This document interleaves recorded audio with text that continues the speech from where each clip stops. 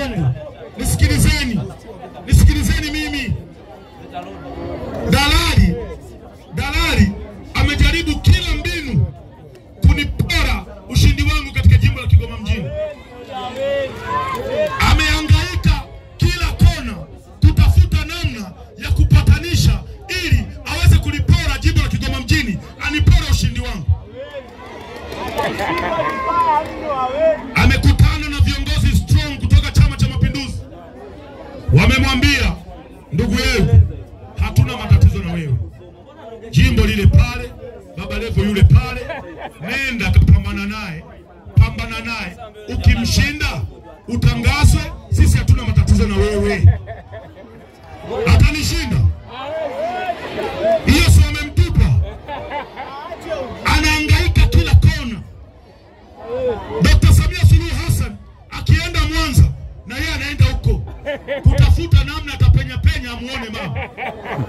Mama amesema huko akapambane, ashinde, atangazwe, sisi hatuna matatizo naye. Sasa akirudi huku anakutana na huo ushindi haupo, kwa sababu watu wa Kigoma wameshachoshwa na uongo wake.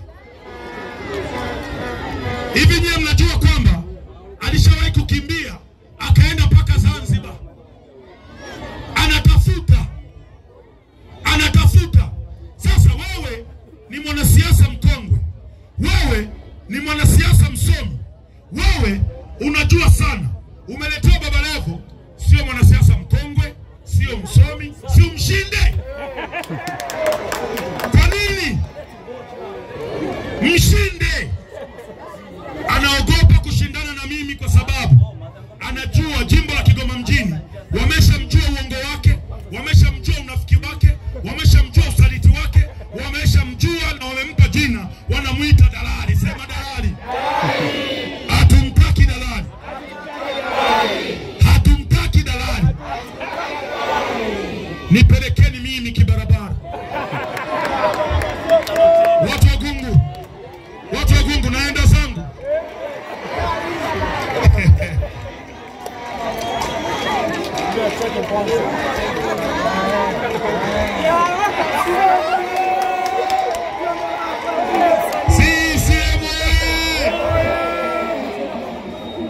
Moja kati ya furaha nilionayo ni kuona viongozi wangu wa Chama cha Mapinduzi namna ambavyo wamesimama strong na mbunge wao, wanataka kuhakikisha naenda bungeni. Nashukuru sana viongozi wangu. Mungu awajalie.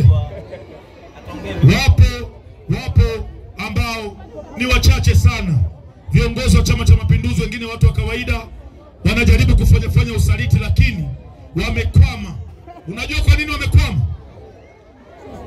Dalali anaweza akachukua hela akaenda akamtafuta labda balozi, akampa hela balozi ili amsaidie kuisaliti Chama cha Mapinduzi.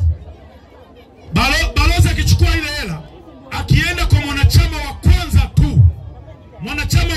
tu kumwambia bana, sasa bana, huu muda tumpigie kura dalali. Huyo mwanachama hapo ananyanyua simu, na mimi napokea simu masaa 24. Hapo ananyanyua simu, ananiambia Baba Levo, kuna msaliti huku, labda kata si Kasimbu, si wapi, kuna msaliti anakuja kutushawishi tumchague dalali, tumemkatalia, tumemfukuza. Kwa hiyo kama mempa 500 balozi, hiyo kura anaipata ya huyo balozi.